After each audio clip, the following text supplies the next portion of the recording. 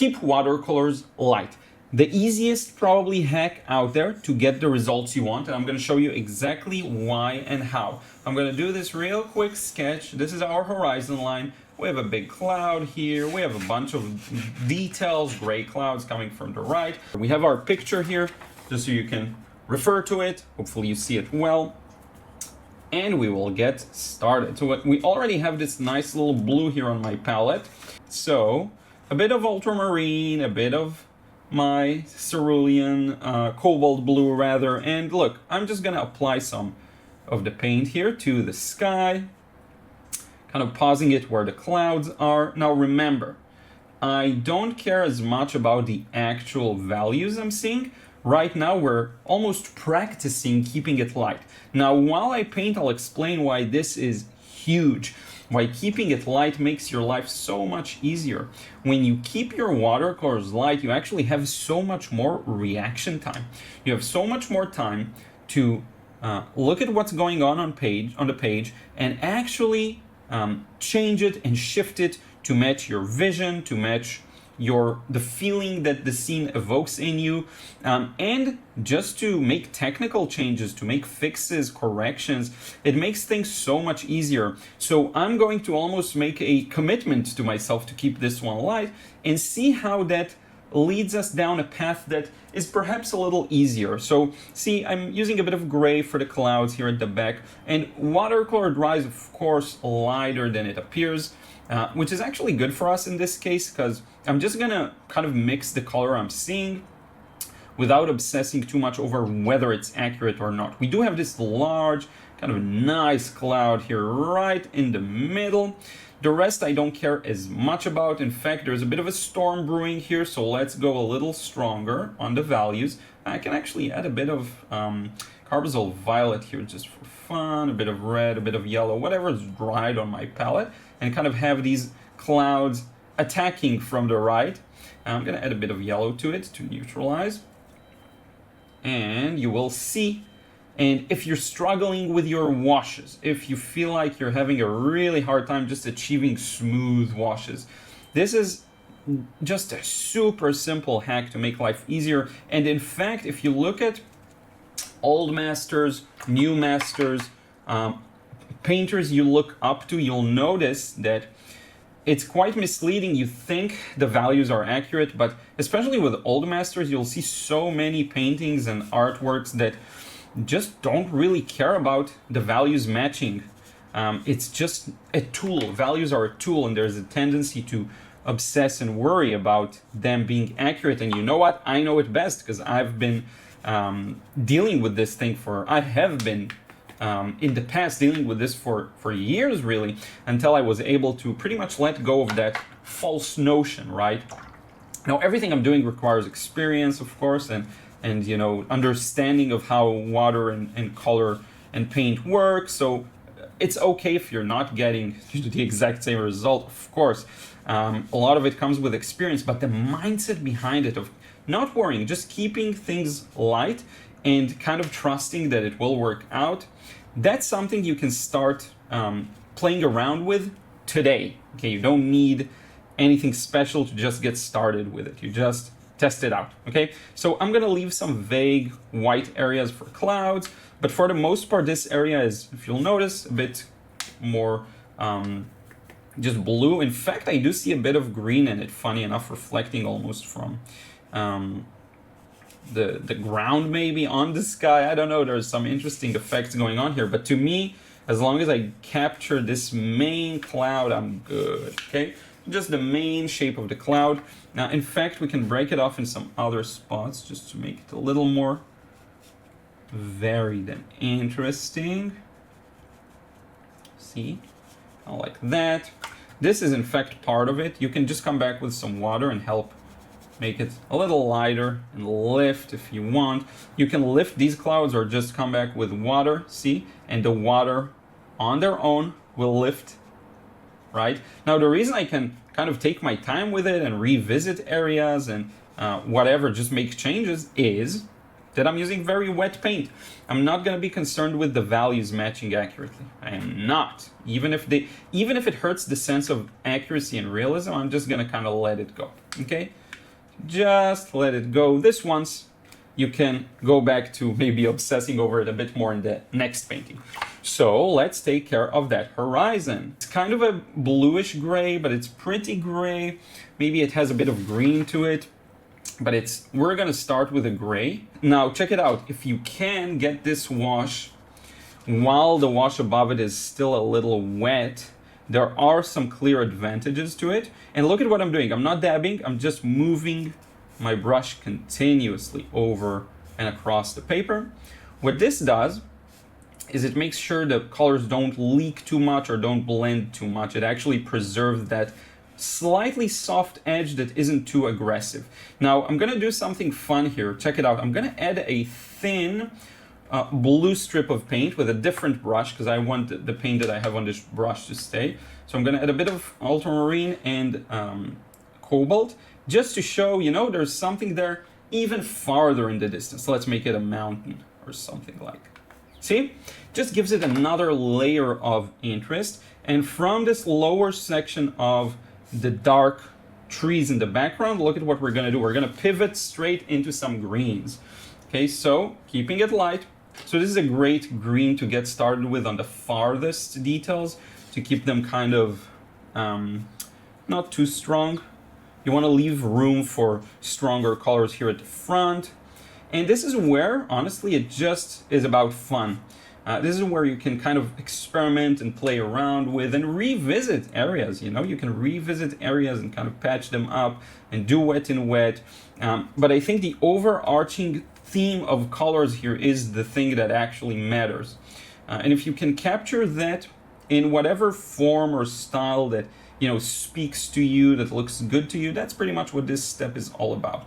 There's a bit of green here, then there's a bit of yellow right to the side here. Let me move this a bit.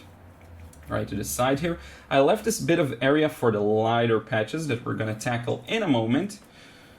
Let's crank down the volume on the green by going more French ultramarine, but crank up the volume on the yellow. Okay, so a bit more yellow this time. I'll kind of set up my shapes. Go a bit more yellow, but you see everything is relatively light. I know it looks a little dark, but if you look at it up close, it's not. Okay, the paint is still very wet. It looks much stronger than it will actually look in the final version. Now, adding a bit of red to your foliage is magic. If you haven't tried that before, it gives it these autumn kind of colors. It neutralizes the greens. A lot of the time when you feel like your paintings look a little amateurish or kind of they don't work, that's because you're going just with very strong greens that don't make sense, that aren't really there. Where in fact most of the greens, so to speak, are gray and nuanced and they have red in them. And it's not that green is a hard color inherently, it's just that the scenes, the landscape type of scene calls for a lot of the same color, and that's where a lot of people get caught. Okay, that's pretty much the reason behind why greens are challenging. It's not that greens are challenging, it's just that there's a lot of subject matter that kind of calls for greens, and a lot of them in one scene, and that's where a lot of people kind of mess it up. Okay, there aren't really that many scenes that call for just blue unless you're looking at a skyscape, right? There aren't that many scenes that call for a ton of red, for example, or red variation, right? And if there were, then that's where people who don't yet have the understanding or control will mess up and paint things that are a little, let me close the door, that are a little too boring and kind of flat looking, using reds that don't make sense, right? Now, this section here is where we're gonna go, you know, much brighter, lighter, yellower, greener, almost neon green. So I'm actually gonna start this quite strong, okay? And already you kind of get the feeling of fields and a landscape. Again, this is more about experimenting with the flow, right? I'm not even looking for a particular result here, but I want to show you how I approach these kinds of washes. So I like to kind of get started with a yellow as the undertone for this area. And we do have this very strong, and I'll actually add a bit of phthalo here, this right here. This is quite strong, so let me kind of cover that up. and it will show later on. Now, I'm gonna slowly and gradually introduce a bit more of that phthalo blue into our yellow. And what this is gonna do is it's gonna gently make this into more of a green. Because right now, see, and I'm not still going for the fields really, this is just, I'm using this stripped pattern just to, kind of striped pattern, just to apply the paint, just because that's, you know, randomly what I decided. It doesn't mean that's the details you're seeing just yet, okay? Just have that in mind. And so you see it starts to tell the story of, okay, as we reach closer to this part, these areas are a little more green. Now, you could use this opportunity to just kind of go for the foreground foliage. A bit of everything really, a bit of strong greens and neutrals, and you can start kind of setting those up. I'm not a big fan necessarily of these, so what I'll do is probably limit them to some select spots, and way more gray, more gray, more black, more red, just to really neutralize those, because they're not our focal point. You don't want them to be too much of a focal point. So we'll do kind of this. I don't want this to be symmetrical, so we'll extend this area and we'll kind of close off this area, and we're going to use pretty much the same technique, just a bit of green and yellow and a very gentle touch to set up the fields. Okay, this is where, you know, take your time, see if you can make it look natural and good looking, you know. But you see how we weren't really concerned with getting the right values or, you know, nailing down the exact kind of contrast of values, right? I don't care as much about that in this particular painting. What I care more about is, can I capture the feel? And what this will do is it'll train a muscle in you that doesn't always rely on values to achieve the impression you're after. And that's actually quite important. You don't want to rely just on one little element. You want to gain a better understanding of all the different elements there are. Now, I want to do something fun here. I have some white on my palette, so I'm going to grab that, and with a bit of perhaps orange, just a bit of it, we'll kind of set up this winding road, or, you know, whatever this is, going through here, just to add a bit of, I don't necessarily want to add human-made elements here. It's just a bit of touch to give it like kind of break in between the different areas, right? To show, maybe I'll even do, let me think about it. There's this, then I kind of like this thing here, so let's do that. Really in the distance and kind of weaken it like that. And if you do see a rooftop that kind of captures your attention, you can actually place it down. Now, I'm going to keep it orange because red is really a strong contrast with those greens, so maybe we'll try and kind of keep it a little more subtle, you know. So maybe a couple of these green supposed structures, not green, sorry, orange structures. And here's the fun part. Underneath them, just go back to the white, and you can almost hint at the actual building, see? And you really don't need much to do that. Now it's going to dry darker because that's how opaque paint works, but if you want to preview how it's going to darken, just kind of dab it a bit and you'll see how it kind of slowly disappears. Now this is actually a good time to just add a couple of small touches to the trees in the background. So just with maybe a really thick paint and kind of a almost dry brush, see if we want to maybe enhance some of these trees. Make them a little more obvious in some spots. You won't always want to do this, but for some maybe. I love this. Look at this leak of paint. This is really nice looking. Right here. See this? But yeah. Now, if you actually want to make this more of a vibrant green, you can. I'm not going to do it this time because I don't feel like it's needed here. But, and by the way, these little flakes, I'm going to clean them off. I don't know where they came from, really. Probably had a piece of paper towel on my palette. So yeah, they're gone.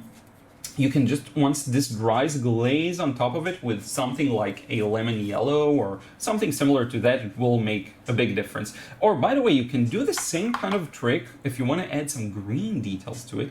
Go back to our white paint, add just a bit of this yellow.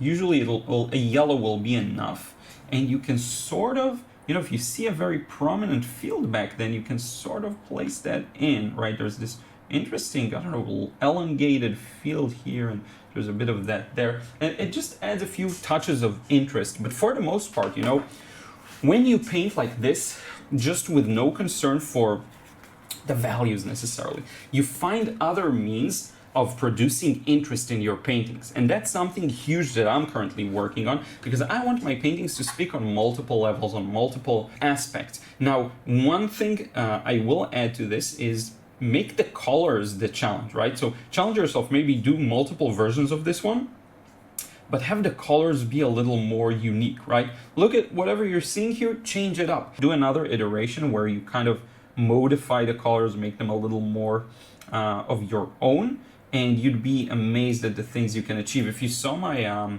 Amish country, relatively recent one, painting that I did, it's exactly that, kind of breaking away from what I'm seeing in the picture and just painting things the way I want it anyway. I hope that makes sense. Thank you so much for watching. If you want to learn how to paint like this, how to kind of let go and paint with more freedom, I show you a bunch of hacks, including kind of what we talked about here, different variations of it. Check out the frustration-free watercolor course. I'm going to put the link below. And by the way, if you want to join the Watercolor Club, the Watercolor Breakthrough Club, I'm going to put a link for that in the description box below too. If you want these kinds of demos, live painting demos on a weekly basis from me, that's where you do it, and you also get to join the community and a bunch of nice little bonuses and perks. So thank you so much. Lastly, I will say thank you to everyone who supports me over on Patreon. Really appreciate it. If you want to receive credits at the end of the videos, head over there. You can put just $1 a month and you get your name to be displayed on the screen. So thank you, really appreciate it. We'll see you soon. Take care.